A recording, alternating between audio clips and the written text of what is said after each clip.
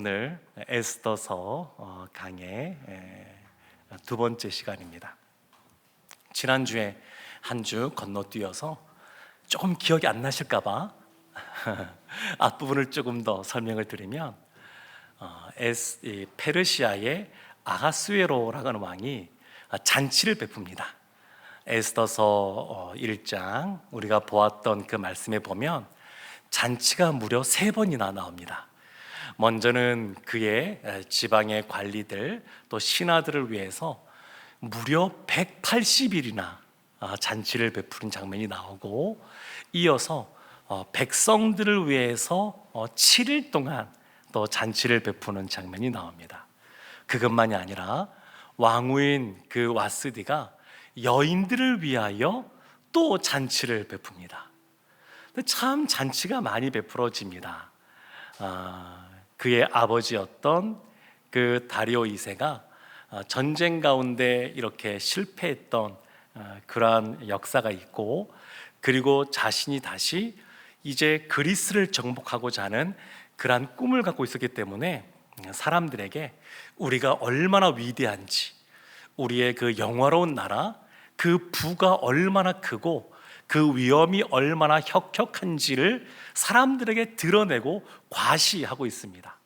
잔치라고 하는 것이 이 아하수에로 왕뿐만 아니라 이 페르시아 제국을 더 과시하고, 그리고 허세라 그러죠. 허세도 좀 부리고, 그래서 우리가 전쟁을 하면 승리할 수 있다, 이런 것들을 고취시키고 있었습니다.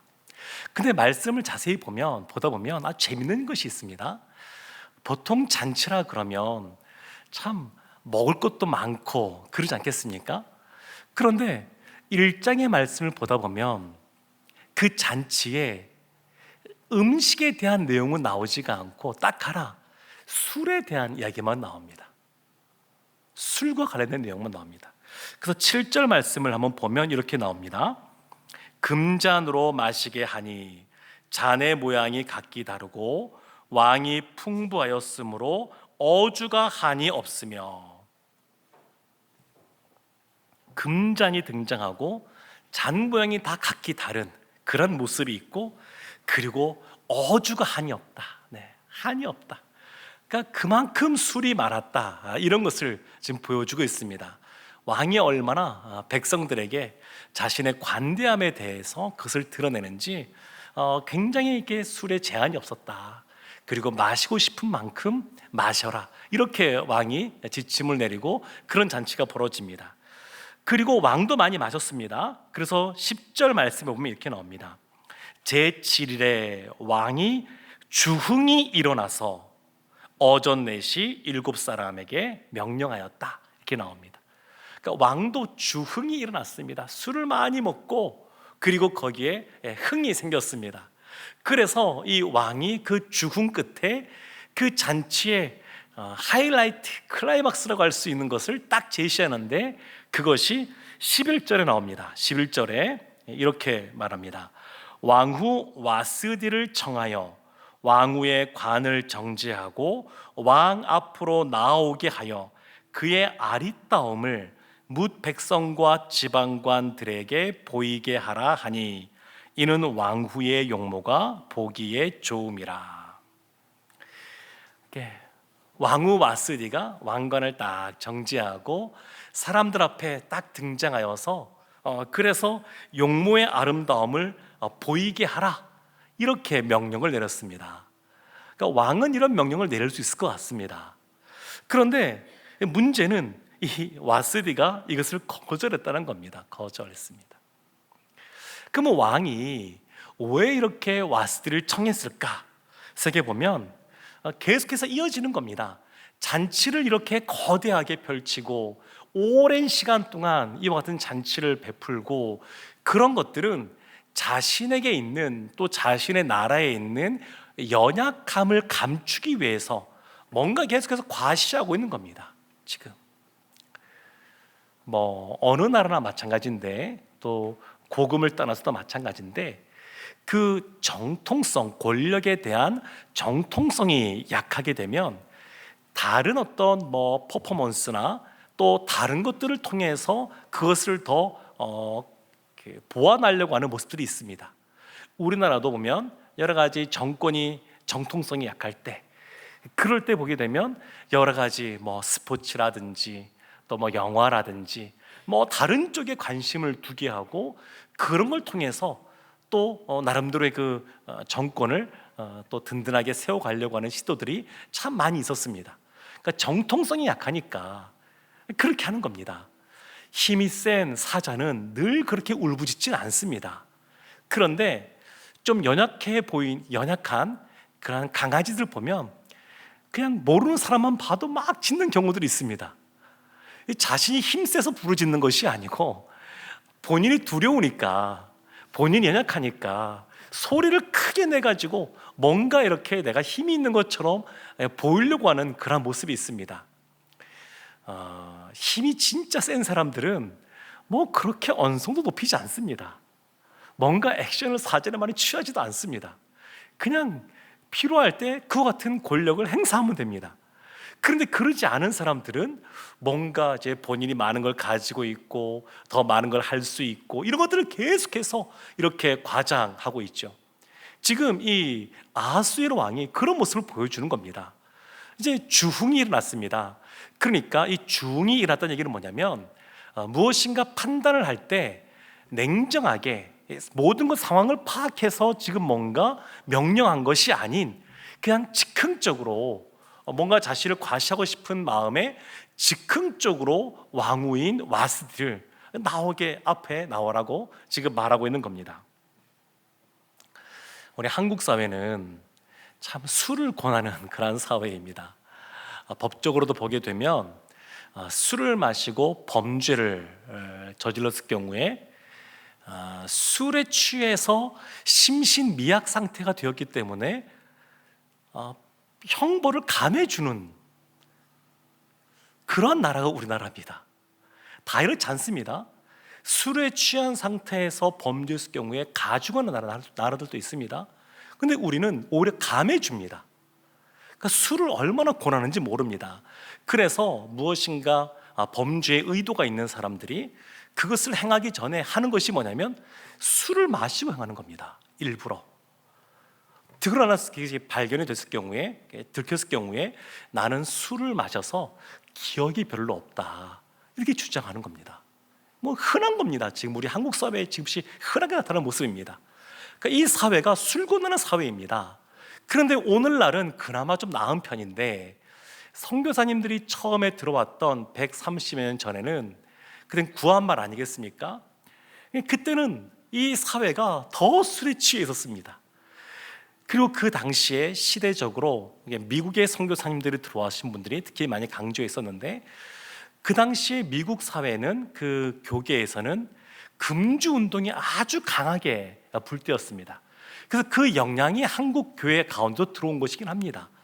근데 그 선교사님들이 볼 때 이 나라는 술 때문에 망하는 것 같다, 그렇게 판단했던 겁니다. 그래서 술 한 잔 마시는 것이 그것이 죄냐 아니냐, 이런 문제를 논할 것이 아닙니다.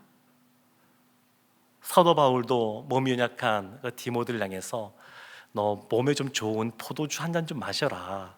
근데 이것을 그대로 적용해서 오늘날 얼마나 좋은 약들이 많이 있는데 그 약 대신에 아니 바울도 이렇게 권했으니까 뭐 와인 한 잔 마시는 건 뭐가 문제가 됩니까? 이렇게 말할 수 있지만, 그런데 한 잔으로 그치지가 않는다는 게 문제입니다. 그래서 오늘날 이제 뭐 결혼식장을 가도 호텔에 사는 경우들이 이제 많이 생겼고, 호텔에 가서 이게 결혼식 하는 거 보게 되면 뭐 스테이크 이렇게 써는데 이렇게 서빙하시는 분들이 와서 잔에다가 와인을 따로 주는 경우들이 있습니다.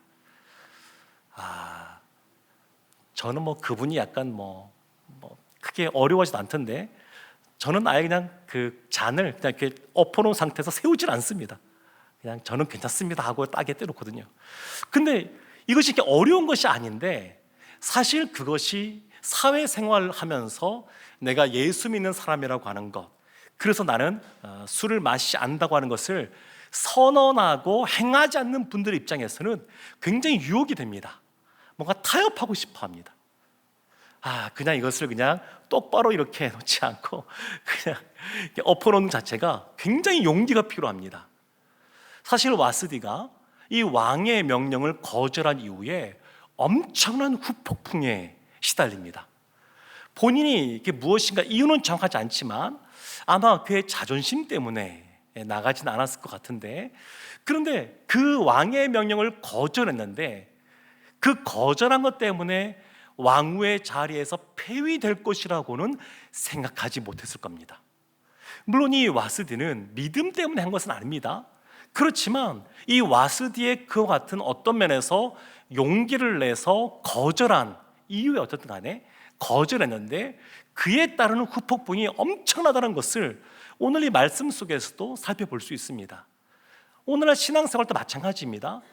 그냥 술 한 잔 이게 마시고 안 마시고 이 문제인 것 같은데, 사실 그것을 마시지 않기로 결정하고 그것을 거절했을 때 오게 되는 그러한 불이익들이 생각보다 클 수가 있습니다. 그래서 저는 우리 성도님들이 결혼식장 갔을 때 그러한 와인잔 이런 거 있다 그래서 저는 받지 않았으면 좋겠습니다. 그거 안 마셔도 맛있게 먹을 수 있습니다. 하여튼간에 이렇게 술을 권하는 그러한 사회 속에 우리가 있는데, 에베소서 말씀에서 바울이 말하고 있는 것처럼 술 취하지 말라, 이는 방탕한 것이니 오직 성령으로 충만함을 받으라, 이 말씀을 우리 성도님들의 마음속에 새겼으면 좋겠습니다. 근데 이 왕의 명령을 와스디가 거절했습니다. 왜 거절했는지 성경에서 정확하게 설명하고 있지 않습니다.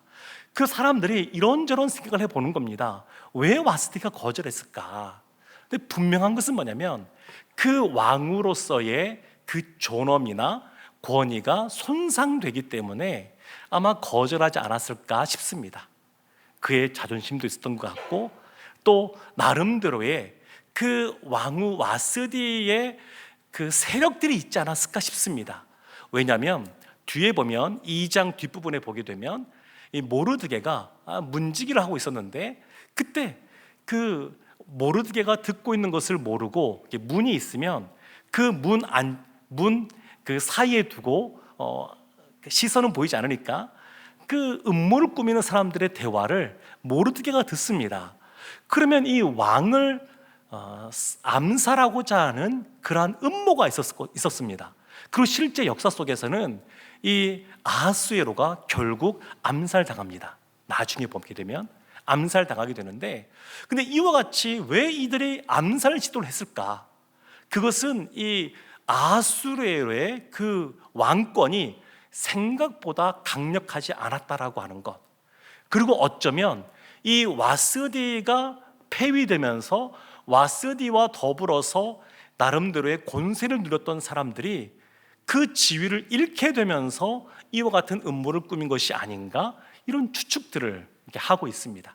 정확한 이유는 알지 못하지만 그러나 단순히 그냥 왕의 명령을 거절하고 폐위된 걸로 끝난 것이 아니라 사실은 일파만파 이 후폭풍이 아주 몰아치는 것을 보게 됩니다.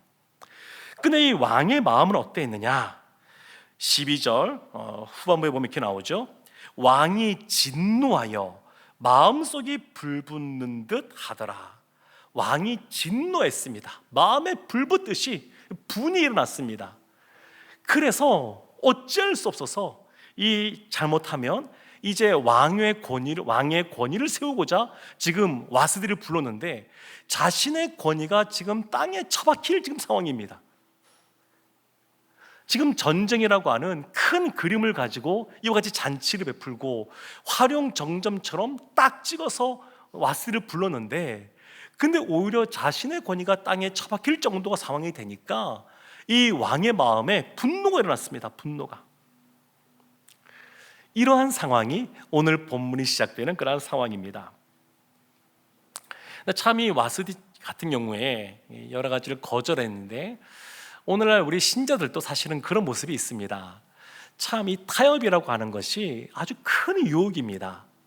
사회적인 그러한 지위를 지킬 것인가, 아니면 신자로서의 모습을 보일 것인가, 항상 이것이 부딪히는 것은 아니지만 때에 따라서는 이것이 둘 중에 하나를 선택해야 되는 그러한 상황에 놓일 때가 있습니다. 다니엘과 세 친구를 보게 되면 그들이 10대쯤 됐을 걸로 보여지는데 그 10대 후반에 그 제사 지냈던 그 음식, 그 포도주와 또 제사 지낸 그 고기를 거부하고 그 물과 채소를 먹기로 결정합니다. 사실은 그렇게 먹는다 그래서 문제가 되는 것은 아닙니다. 그런데 이유는 정확하게 모르지만 이 다니엘과 세 친구가 제사 지낸 우상에게 제사 지낸 음식을 먹지 않기로 결정을 합니다. 굉장한 용기가 필요했습니다. 자신들의 목숨을 내어놓는 그러한 행위였습니다. 그러니까 용기가 필요합니다. 그리고 다니엘에서 보게 되면 그 넘어가는 그 계속 사건들을 보게 되면 세 친구들이 금신상 앞에 꿇어서 절하지 않는 모습, 그냥 절한다 그래서 큰 문제가 없는 것처럼 보이지만 그것 때문에 풀무불 가운데 던져지는 그러한 형벌을 받게 됩니다. 용기가 필요합니다. 그러니까 타협이라고 하는 것이 현실은 그렇지 않아 이렇게 하면서 많은 사람들이 현실과 타협하게 하는 그러한 유혹이 엄청나게 거셉니다. 더군다나 오늘날은 여러 가지 포스트 모더니즘 시대가 아니겠습니까? 그러니까 성경에 나오는 사사시대처럼 자기 소견에 오른 대로 행하는 그러한 시대이기도 합니다. 그러다 보니까 별별 사람들이 다 등장하게 되는데 자신의 주장을 아주 강하게 주장하면서 그에 따르지 않게 되면 여러 가지 불이익을 주겠다 이렇게 선포하고 그것을 또 강요하는 그러한 모습이 있는가 하면 또 긍정적으로 보면 어떤 면이 있냐면 오늘날 우리 한국 사회를 보게 되면 술을 거부한다 그래서 몇십 년 전 한국 사회와 비교해 보면 그다지 어렵진 않습니다. 그 과거보다 어떤 면에서는 조금 더 이와 같이 믿음을 지키고 살기가 좀 수월한 시대를 우리가 지금 보내고 있기도 합니다. 그러나 유혹이 참 대단합니다. 그냥 사단이 가만두지 않습니다. 아주 치열합니다. 이것은 단순히 타협하느냐 아느냐 이런 문제 같지만 사실 그 내면으로 들어가면 이것은 영적인 전쟁과 연관되어 있습니다. 하나님의 뜻대로 살 것이냐 그렇지 않을 것이냐 이에 대한 유혹들이 있습니다. 우리 청년들도 그렇고 우리 청소년들도 그렇고 또 시험을 준비하는 분들도 그렇고 그런 분들이 보게 되면 여름 되면 이제 수련회 있지 않습니까? 여름 수련회를 참석하느냐 마느냐가 굉장한 유혹입니다. 요즘 시대가 너무 이상해져서 그냥 수련회 가기로 결정한다, 방학 기간이지 않습니까? 가기로 결정해도 학원 선생님들이 가만두지 않습니다. 그 압력이 너무너무 거셉니다. 그냥 이제 그 학원 쫓겨나서 못 다닐 각오하고 이제 수련회 가기로 결정해야 되는 그런 시대입니다.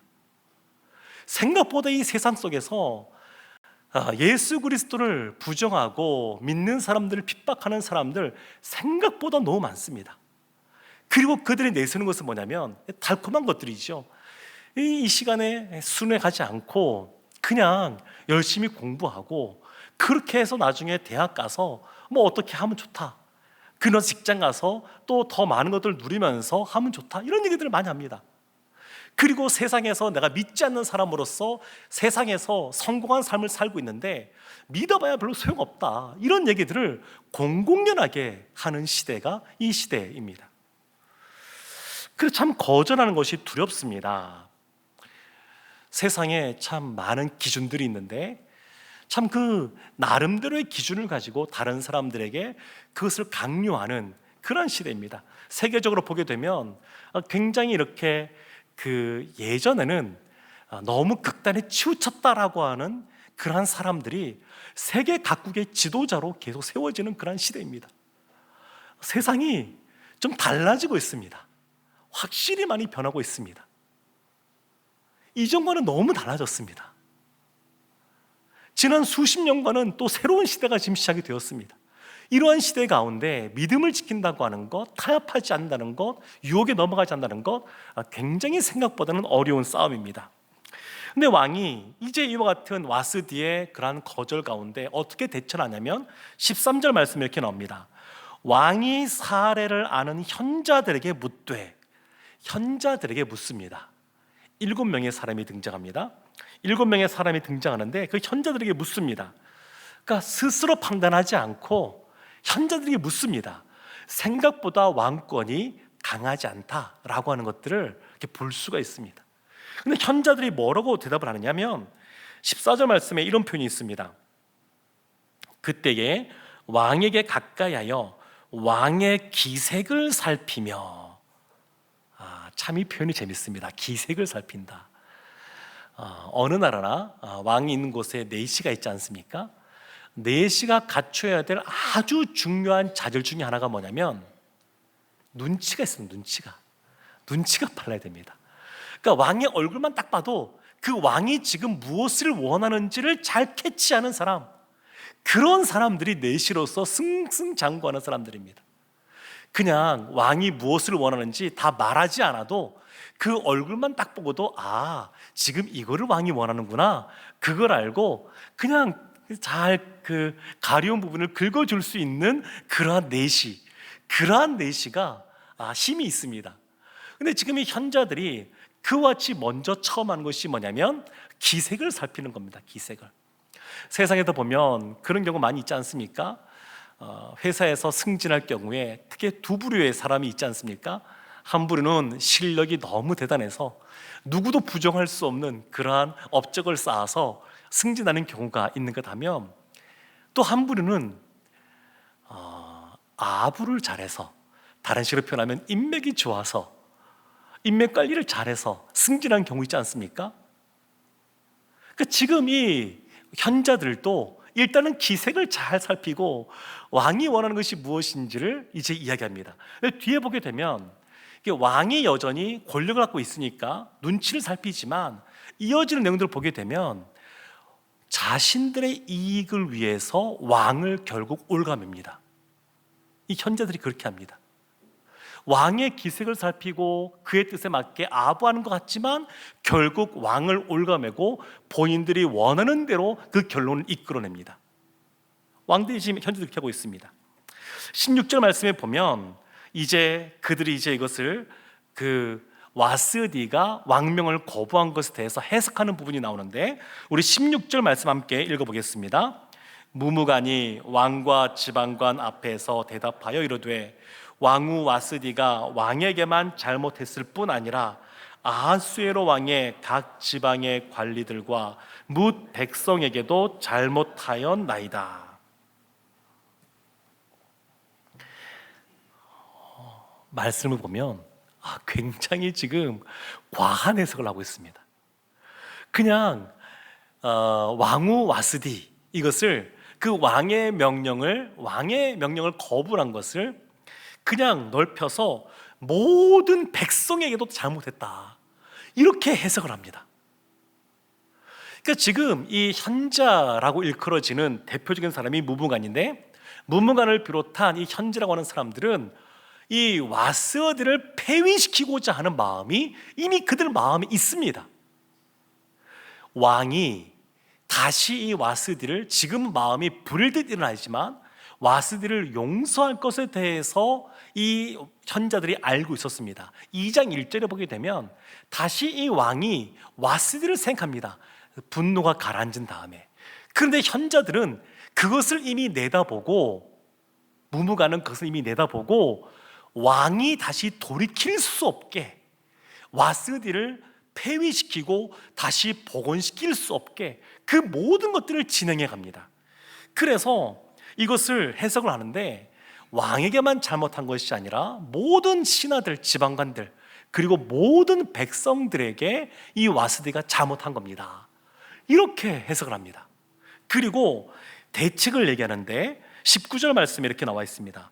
두 가지를 말하는데, 첫 번째는 왕을 만일 좋게 여기실진데, 첫 번째, 와스디가 다시는 왕 앞에 오지 못하게 하는 조서를 내리되 바사와 메대의 법률에 기록하여 변개함이 없게 하소서, 이렇게 말합니다. 다시 왕 앞에 올 수 없게끔 조서를 쓰라. 그리고 왕이 도장을 찍어서 왕이라 한다 할지라도 이것을 바꾸지 못하게 해라. 이것을 첫 번째 요구합니다. 두 번째가 있는데 19절 후반부에 보면 이렇게 나오죠. 왕후의 자리를 그보다 나은 사람에게 주소서. 그러니까 폐위시키라는 겁니다. 폐위를. 보면 우리 앞에 부분에 나오는 그 15절 말씀 보면 왕후 와스디라고 표현하다가 19절을 붙어보게 되면 와스디라고만 말합니다. 이제 왕후라는 말을 빼버립니다. 그러니까 이 현자라고 하는 이 신하들이 본인 뜻대로 이 모든 것을 끌고 가고 있다라고 하는 것을 살펴볼 수가 있습니다. 그래서 왕이 후회해도 다시 돌이킬 수 없게, 그래서 이 왕후 와스를 폐위시킵니다. 이들이 목적하는 것이 있는데 20절 말씀이 이렇게 나옵니다. 왕의 조서가 이 광대한 전국에 반포되면 귀천을 막론하고 모든 여인들이 그들의 남편을 존경하리이다 하니라.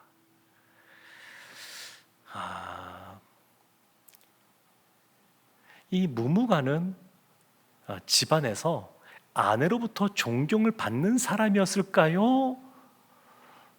아니었을까요? 본인이 집안에서 존경을 받고 있는데 왕이 왕으로부터 존경을 못 받으니까 마음에 분노가 일어나서 이런 것을 선포했다고 말했을까요? 아니면 본인이 집에서 존경을 못 받고 있으니까 법으로 이것을 정해서 아내가 자신을 존경하도록 하기 위해서 이렇게 선포했을까요? 성경에 나와 있는 건 없습니다. 그냥 생각만 해본 겁니다. 어떤 이유 때문에 이렇게 말했을까? 이 당시에 문화적으로 보면 아내가 남편 말에 순종하는 것이 당연한데 왕후 와스디의 모습을 보니까 꼭 그렇지는 않은 것 같습니다. 원래 그 당시 문화는 그렇지만 그 가정 안에서 부부의 모습은 다를 수도 있다라고 생각이 됩니다. 근데 어쨌든 간에 아내들이 남편에게 존경하도록 이 조서를 내려야 된다, 법으로 정해야 된다, 이렇게 말합니다. 근데 존경이라는 것이 법으로 정한다고 되는 것이겠습니까? 아닙니다. 그렇지 않습니다. 하나님이 아담과 하와를 그냥 AI처럼 만들 수 있었음에도 불구하고 그렇게 안 하시고 자원함으로 하나님을 섬기는 사람 되게 하기 위해서 그들에게 자유의지를 주셨습니다. 하나님은 이 기계적으로 무엇인가 한다 그래서 그 마음에 존경이 생긴다라고 하는 것을, 존경이 생기지 않는다라고 하는 것을 알고 계셨습니다. 그래서 이 존경이라고 하는 것은 법으로 한다고 되는 것이 아닙니다. 그럼에도 불구하고 이것을 법으로 강제하고 있습니다. 이 사회가 어떠한 사회인지를 알 수 있습니다. 그러니까 이들이 꿈꾸는 사회가 어떤 사회인지 법으로 정해서 이런 것들을, 모든 것을 해결하고자 하는 그러한 모습을 보여주고 있습니다. 그래서 오늘 이 1장의 말씀을 쭉 보면 참 상식적이지 않다, 이런 생각이 듭니다. 이거 하나 때문에 와스들을 폐위시키고 법으로 그것을 정해서 다시 돌이키지 못하게 하고, 그리고 이것을 또 조서를 내려서 모든 여인들이 남편을 존경하게 하는 그런 법을 선포하고, 이 모든 것들이 상식적이지 않습니다. 근데 놀라운 것은 뭐냐면 에스더서 전체를 보면 이 에스더서의 주인공이 나오는데 그 주인공은 성경의 이름처럼 에스더와 또 그의 사촌 오라버니인 모르드게입니다. 근데 1장에 그들이 등장하지가 않습니다. 1장에 하나님의 이름이 없을 뿐만 아니라 아하수에로의 이름은 이 에스더서에 190번이 나오는데 하나님의 이름은 한 번도 등장하지 않습니다. 그렇다고 해서 아하수에로가 주인공은 아닙니다.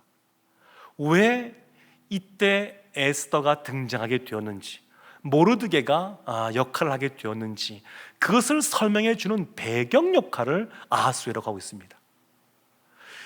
1장의 말씀에 모르드게나 에스더가 나타나진 않지만, 그리고 상식적이지 않은 일들이 벌어지지만, 이 에스더서 1장이 우리에게 알려주는 것은 뭐냐면, 그럼에도 불구하고 하나님께서는 이들이 악을 행하도록 하나님께서 조장하진 않으시지만, 하나님께서 그걸 계획하진 않으시지만, 이와 같이 상식적이지 않은 일들, 또 악한 행동이란다 할지라도 그 모든 것을 하나님께서 활용하여서 하나님의 뜻을 이루신다는 겁니다.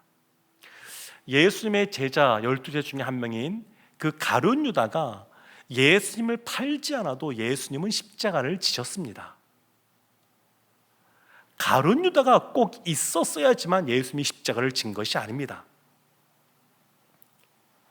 그 악한 행동을 하는 그 가룟 유다의 모습이 없었어도 예수님은 십자가의 길을 걸어갔을 겁니다. 예수님이 조장한 건 아닙니다. 그러나 가룟 유다가 그와 같이 악한 행동을 했는데 그것조차 사용하셔서 예수님은 십자가의 사명을 완수하셨습니다. 그런 겁니다.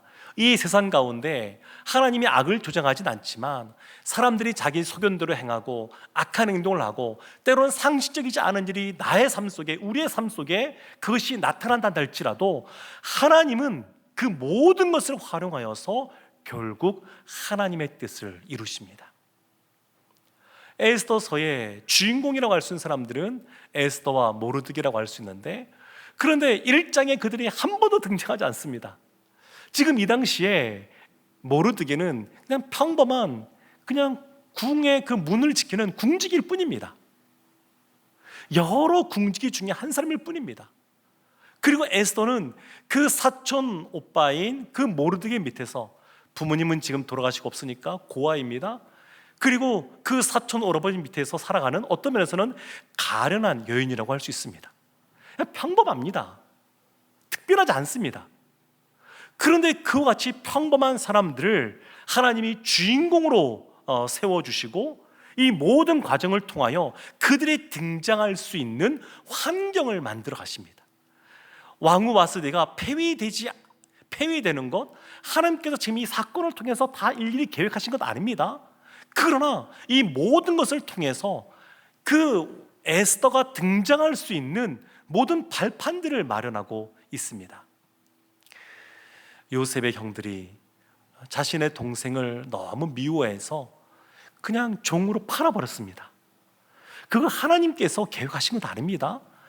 그들 형들이 요셉을 팔지 않았어도 하나님은 요셉을 총리로 세우셨을 것이고 그를 통하여 열방을 구원하는 그러한 사람으로 쓰임받게 하셨을 겁니다.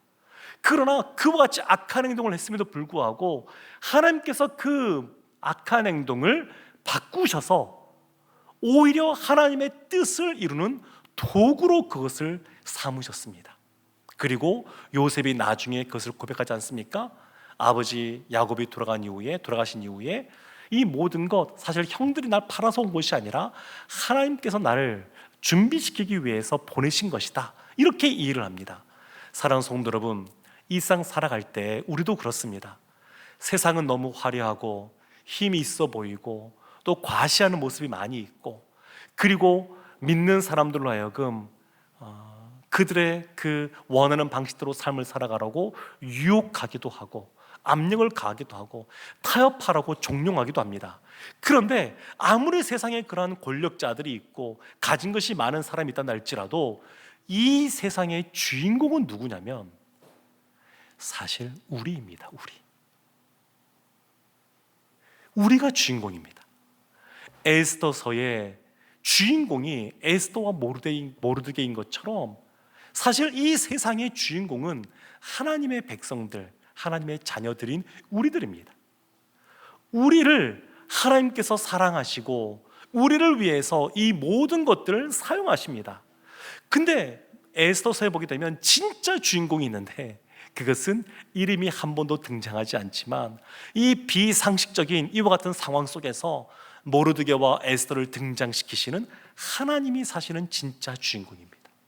눈에 보이지 않습니다. 우리도 마찬가지 아니겠습니까? 하나님이 우리를, 하나님의 사람들을 이 세상에서 빛으로 삼으시고 소금의 역할을 감당하게 하시는데 진짜 이 생의 주가 되시는 분은 하나님이십니다. 하나님. 그래서 오늘 이 에스더 말씀을 통해서 다시 한번 우리가 하나님을 바라보기를 원합니다.